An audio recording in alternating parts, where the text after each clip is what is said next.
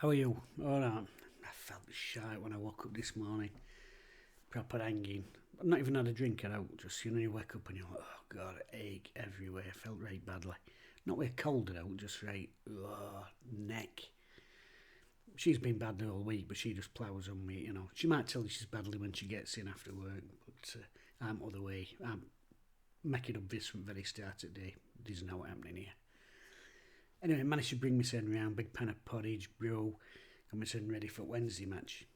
A Wednesday match that I'm looking forward to because despite defeat against Blackburn, I thought it was a really hard working performance from Wednesday, and I thought there were little bits and pieces where we played some nice little bits, so I'm looking forward to this. Now usually, win your home games, nick a point away, a tough away game, but Wednesday this season, really enjoying the travels, and today's victory would end up being our 10th in calendar year, which is apparently our best run of away games since 2006. 2006. I think it just shows you where we've been, doesn't it? Really. Anyway, so a trip down there to Oxford, which is funny because in my mind, Oxford, it's Ray Houghton, Dean Saunders, that owner, that fat fella who fell off a boat, pension robber. Yeah, and then don't think about them ever being a top flight side now, do you? There'll be kids who, they were in top division, but yeah, they were when I was younger. So look at teams. Oxford United lined up with a sort of 4-4-1-1. Coming in goal, back four of Kioso, Moore, Brown and Lee. Goodrum, Brannigan, El-Mazouni and Dale across midfield, with Rodriguez supporting Scarlett up front. As for Wednesday, actually it was quite a similar layout. Beadle in goal, back four of Valerie, Bernard, Lowe and Johnson. A midfield four of Windass, Charles, Bannon and Gassama. And Jamal Lowe, again, given that attacking licence to support Big Michael Smith. So, changes for Wednesday, playing a back four today. I'm not really bothered if we start with a 4 or a 3, to be honest with you. But what I was pleased to see was that Smithy come back into the starting lineup, and as I went down, I was like, does it mean Jamal Lowe's dropped? No, he's in as well. Delighted with that. I think he deserves more game time. I've been really impressed with his link play, Jamal Lowe, and I'm glad to see him getting a couple of back-to-back games to try and build up a bit of momentum. As for Oxford, they got Brannigan in there in middle of the park. I liked him when we were down there in 3rd Division. He impressed me for them. A bit surprised no place for Will Volks, but there we go. Different managers, different tastes. I'm looking forward to the game. Typically, sat down, looking forward to it. With 2 minutes Wednesday in trouble from our own throwing, and that seems to be something that's been a bit of a theme this season. Is our throw-ins. If in doubt, down line. Okay, do you know what I mean? Nobody's showing for me. And it always ends up being a little. Don't even start me on foul throws. I must see 5 a week. And that's just at Wednesday games. You stick match it down. See another 5 or 10. It's like refs and liners aren't even bothered anymore. Anyway, that's just by the by. But so Wednesday we get in trouble for our own throw. I think it's Scarlett, they call their lad. He gets away, gets a shot away, and I'm like, bloody warning shots already,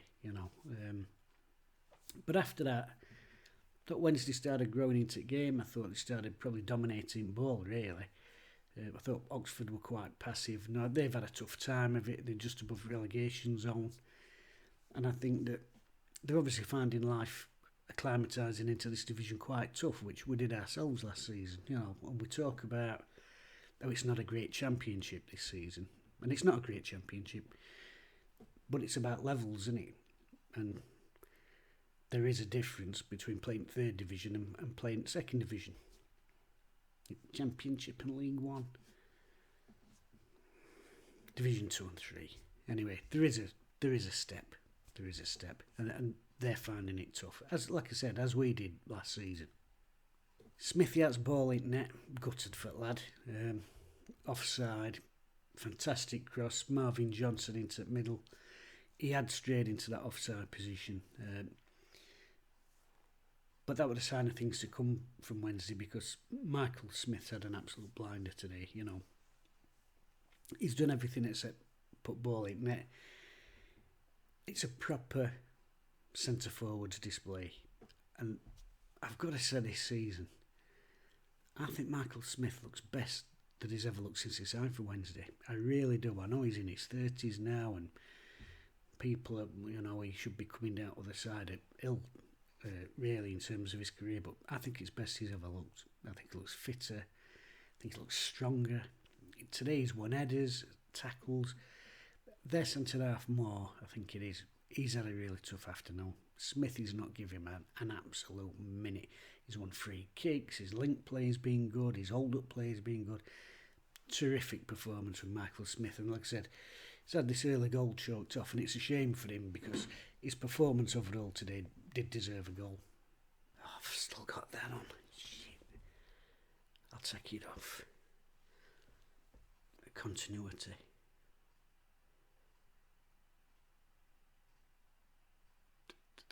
Bastard. Leave it. Right. After Smithy's offside goal, probably the best Oxford move of the game, and there's a bit that made me laugh about it actually, because they worked out right hand side, nice football, came back into the middle, worked it out to their left, our right, advanced down there to down left wing towards byline. Wednesday defending quite well. They brought it back though, retained possession into the left back spot, knocked it back into middle again. And all groans went up. Well, Oxford fans start groaning because, you know, but they kept possession of ball for, I don't know, 10, 12, 13 passes. They actually groaned about it, like, oh, God. And it's, I don't know, it just made me giggle because it went back down the right-hand side again, got flicked into the box, and it was probably their best move at half. In fact, it might have been from that corner. I don't know. I think it might have been from that corner that they actually scored in. I think it were. They whipped it in. We clear initial danger. Goes back out to the right hand side. Kid cuts back in on his left foot. Clips one in. I haven't watched it back, but I thought he was offside. The only... Bernard certainly, you know. I know play took whistle, but I thought he looked off. The only thing that I think was Bernard just behind their lad playing him on. Anyway, he gets tapped home. Wednesday had a goal down after playing well for probably 10 minutes after opening 5. And you're thinking, oh, here we go again. 10 out of the last 13 games have gone a goal behind, something like that. It's something really crackers, but on the road at least we are pulling on back. Wednesday having another good spell. Windass were lively. I don't think he's going to get the plaudits for this performance, Windass, that he probably deserves, because I thought he played really well in terms of the runs that he were making, and we didn't always find him. But I thought he made some terrific runs, especially in that first half, and we didn't always get ball in the air. And it's that thing, innit? When you're an attacking player, you can make a really good run 20 times a game, you know, but it's only if you finish a move off and put it back in there, or it's only if the midfielder actually finds you that they're going to, oh yeah, that was a good run.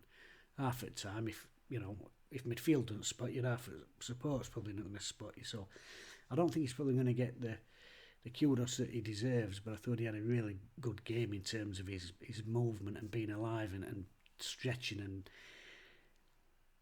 coming in off of that right hand side and attacking spaces in front of their centre halves. I thought he had a really good game. Game starts opening up. It's quite a stretched game actually, although I really enjoyed it. I've got to admit, obviously I enjoyed it. We've won 3-1, but I was enjoying it even before that, even when we were a goal down, because Wednesday were having some good spells at ball. They were quite direct, I thought, Oxford, but I quite like that. You know, like I said, they had that one little good spell of possession when they probably should have scored just before the goal that they did get. And they weren't afraid to ping the big diagonal balls, and I'm old-fashioned. I like a big ball. We were getting caught out a little bit down our right-hand side, I thought, to them diagonal balls, but it would end-to-end. Windass got a bang-on head. Beadle made an absolutely fantastic save. Again, arid ball, straight over top at Wednesday back line. Their kids got in down left-hand side. I think it was Dale, they called him. Could he have took it with his left foot first time? I don't know. Goes onto his right foot. Terrific save, Beadle. Again, because he's been making some terrific saves. And I'll say it again with Beadle,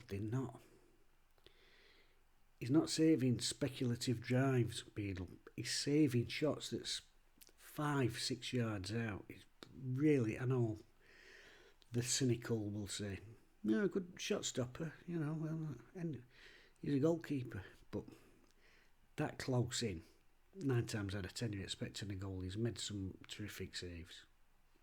Oxford should make it 2. And actually it's from probably Wednesday's best move at half, best chance at half, really.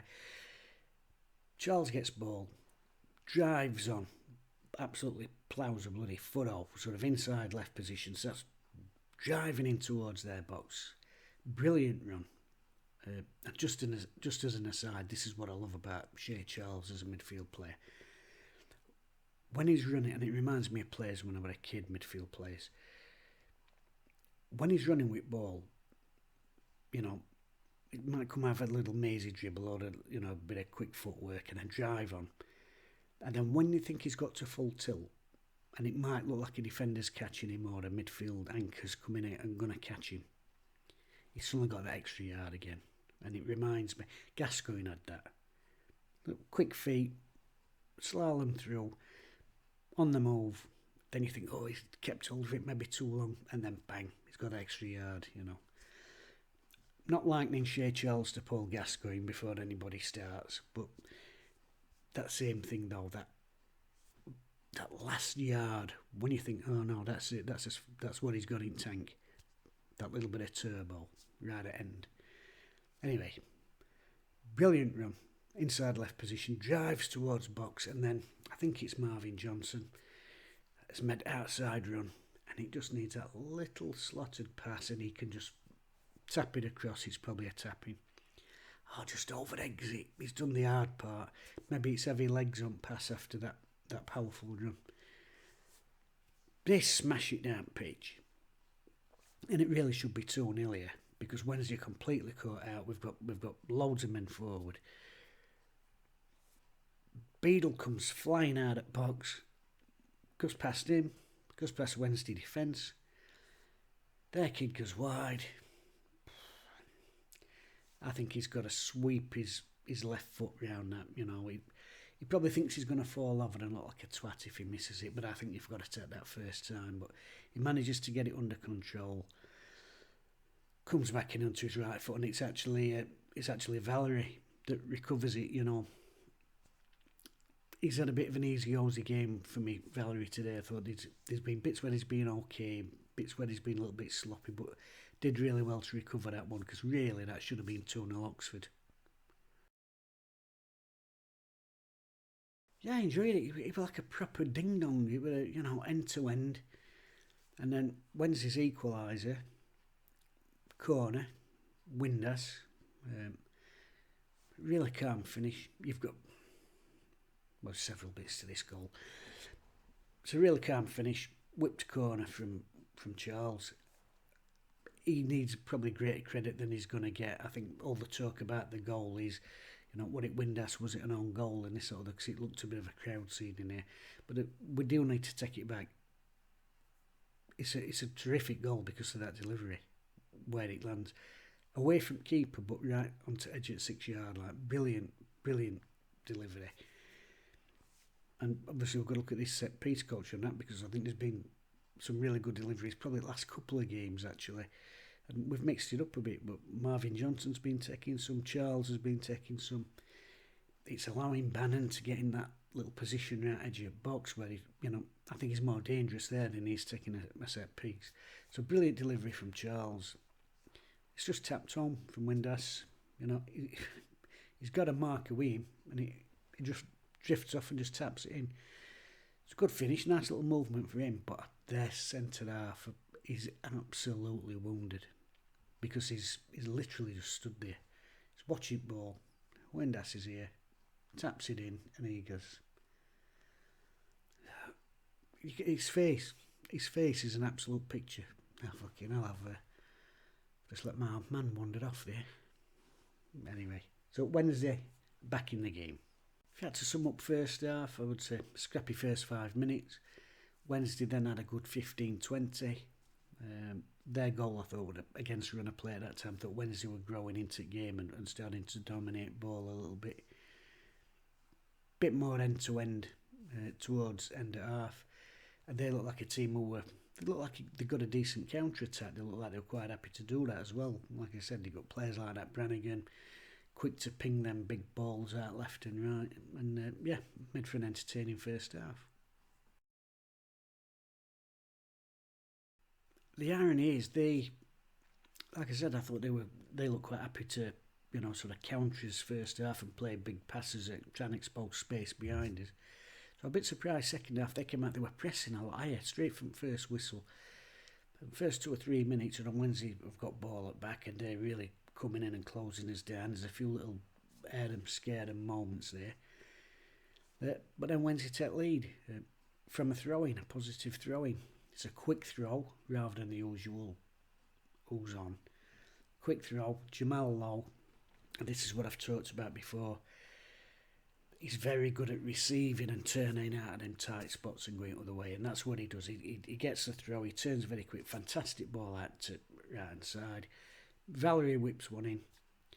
Smith is in there, right handful. Their centre half struggling to cope with him, manages to get a bit of a clearance out. Just get there in front of Smithy as he's like all in on him. Dinks off there, lad. Drops to Low. Lovely finish. Absolute lovely finish. So he started the move, sprayed it out wide, and because he's been in this little sort of floating position in behind Smith, he's then just drifted up into the box and got on to end of that. Then I've seen it described as a scruffy finish. That's not a scruffy finish, that. Honestly, watch it again. That is a lovely, controlled little finish with outside at boot. Dink. Great finish. Wednesday 2-1. And from then on, I've got to be honest, I didn't think game was really going to be in any doubt. Because 60 minutes they start really sort of having a go at it now. Like I said, they've been pressing for most of the second half, trying to at least. But of course, the irony is it's took away that weapon of that long diagonal on counter attack, them trying to squeeze higher up, so there's not as much space behind. Probably the one time they did do that, good little bit of play down right hand side, little triangle they made, and then a really good little clip over the top into our sort of left back position. But Max Lowe got across, absolutely brilliant defending. He's in a foot race with our lad who was a bit of a flyer. Just shoulders. Just uses his shoulders and his strength just to, lean into him and just let it run out of play for a goal kick. It's really good defending. And he's been really good for the last couple of months, Max Lowe.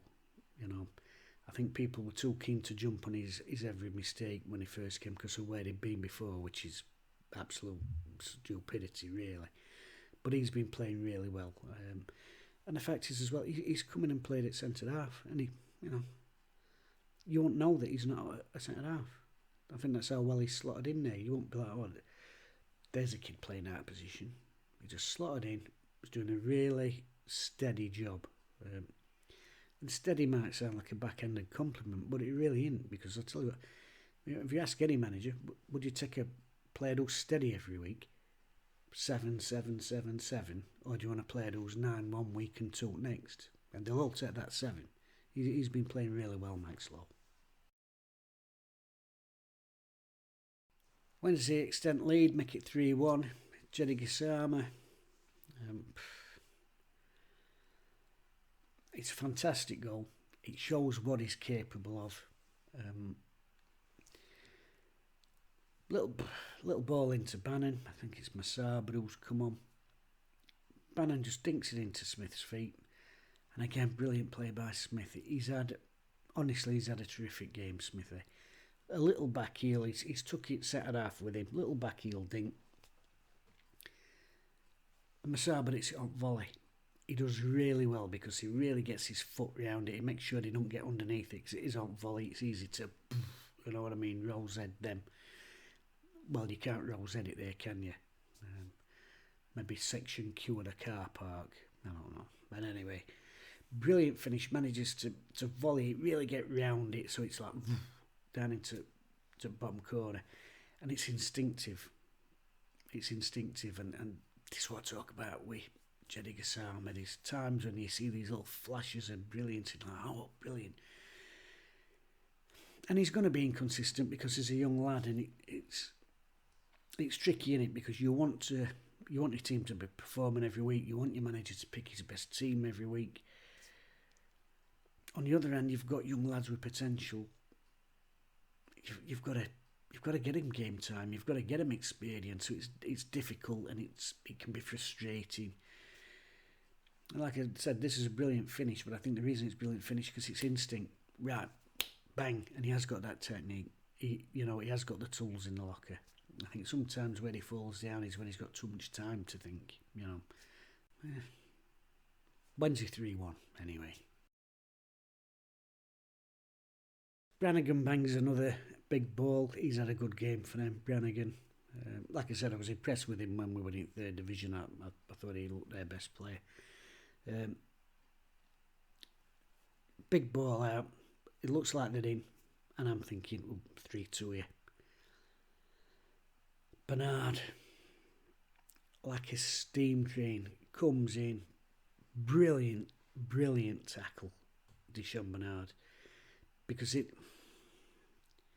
looked like it would a goal. All ends up, diagonal, sort of got him behind Valerie. It looked like a goal, and like I said, Bernard just come flying in, bang, clean as a whistle tackle. Their lad knew about it though, make no mistake about that, but absolutely brilliant recovery. And he's another one, he's had a terrific game, Bernard. It's been down the spine, and it goes back to what we were saying the other week. If you've got a strong spine, you've got a chance, haven't you? Beadle had a really good game, been playing well in recent weeks. Lowe, Bernard at back, looking stronger. Bannon and Charles in middle. I mean, Barry Bannon today, if you allow him the sort of time that they've allowed him, you're going to see everything he's got in locker. He's had a terrific game. And of course up front, Smith, he's been playing brilliantly, so got that spine. You can probably afford to have, experiment a little bit in other wider positions and maybe chop and change a bit, but when you've got that solid spine, it gives you that foundation to build off, doesn't it? And then once you change it, I'd probably describe it best as like a 5-2-3, really. So, Masaba's on right. Ingleson sort of comes in on left. Valentin's sort of a very high up right wing back, and Iofa comes in. It's sort of, it is like a 5-2-3.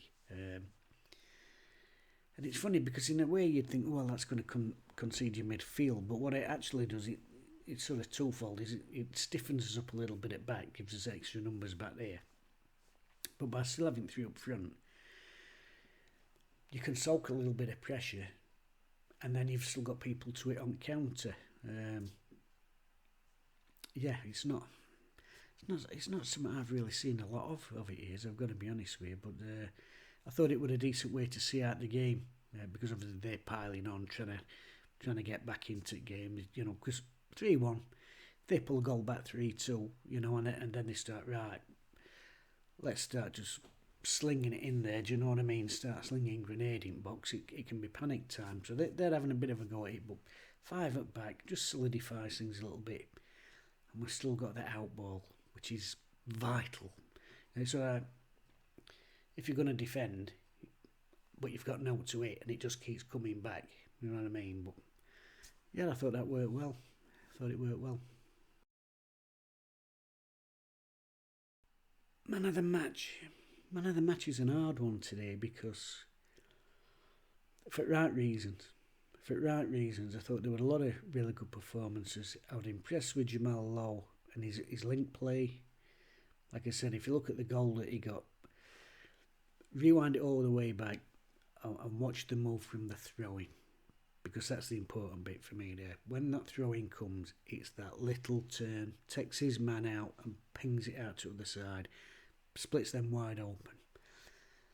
And then he's not the first man in box because he's aware of where people are and he just ambles into that space. Okay, it takes a bit of a lucky deflection and bobs down to him, but it's what good strikers do. Right place, right time. So I thought he's had a good game. Bannon and Charles again I thought played well. But my man of the match would have to be a toss-up because I thought, as I mentioned earlier, I thought Michael Smith were absolutely magnificent today. That is a proper centre-forward performance. 1 headers, held it up, 1 free kicks. His link play were good. I mean, the little back heel for Gassama's goal. That's a striker playing with confidence. He don't even attempt that back heel if he's not feeling, on top of the world, and he clearly is with the way he's playing. He's best I've seen from Michael Smith since he's been at club. It really is. However, as good as he was, we win the game because we stopped them scoring more goals. After 1-0, it's easy there, especially away from home. Oh God, right, we're up against it and so. And they did have a couple of opportunities, but the number of opportunities that were snuffed out by Dishon Bernard was incredible. He today has given a fantastic display at centre half.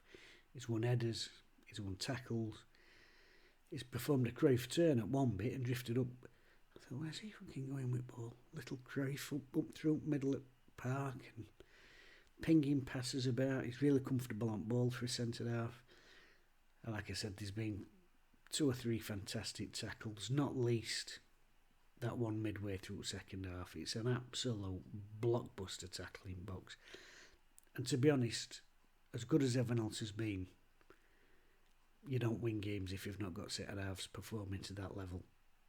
And he's had a brilliant game. So as much as I love Smithy, and he's had a magnificent game, my man of the match would be Dishon Bernard.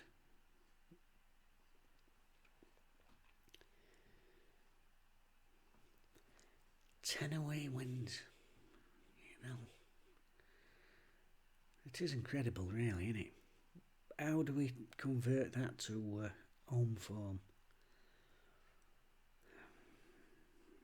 Well, that's an onward going debate, isn't it? People can talk all day about that, about ticket prices and one thing and another. And the main thing for me, and I don't think it's a recent thing even, I really don't.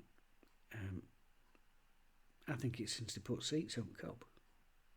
I think that spread people all over the ground. Do you know what I mean? I think when it was a standing Cobb. But I mean, as soon as seats go in, it's like, well, you sit here, or I can sit over there for a bit more. And if I'm being forced to sit down, I'll go and sit over there. And I've match it day view.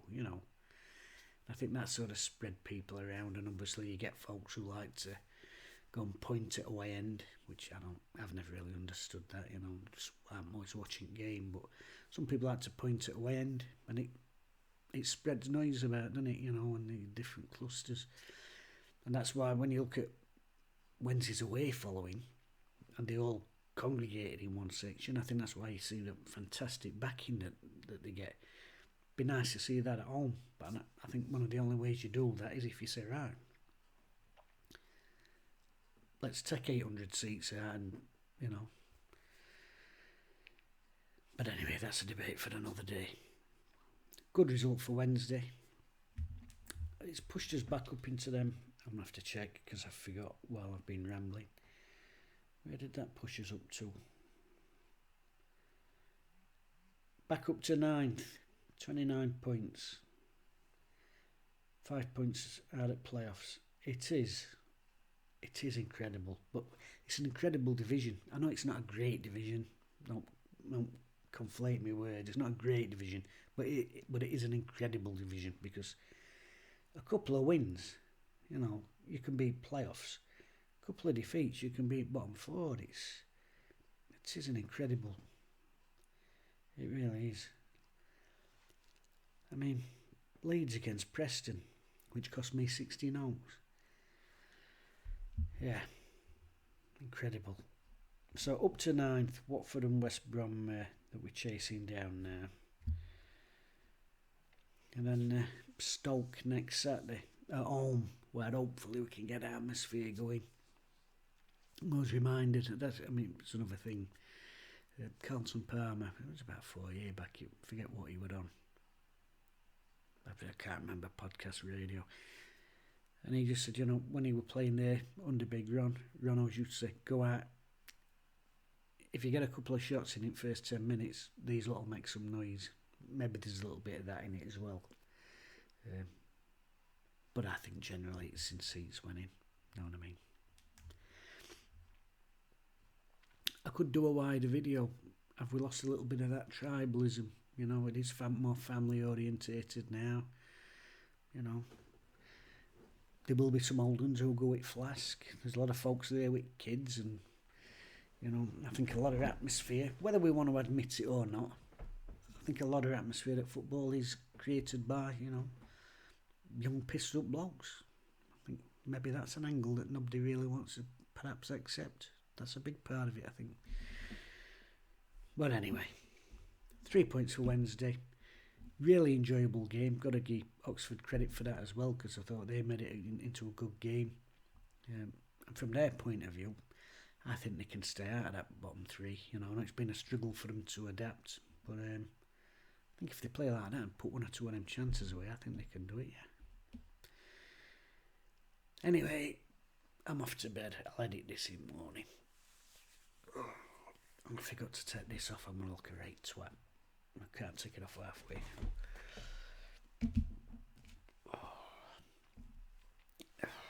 Mince pies. I knew I shouldn't have. I can't help myself.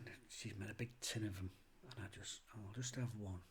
I'm not going to have them like with my diet. I'll just have one. Then I'm washing pots. I need to change water. Just have a mince pie while bowl's filling, you know, and then done that. Put pots away.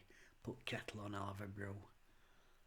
I'll just have a mince pie while kettle. But I'm shocking me. But I get pastry. Destroys me. Absolutely destroys me.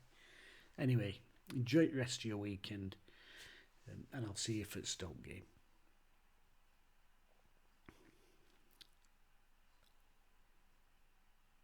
"72 minutes. I'm going to have a right job editing this. It's nearly as long as bleeding match.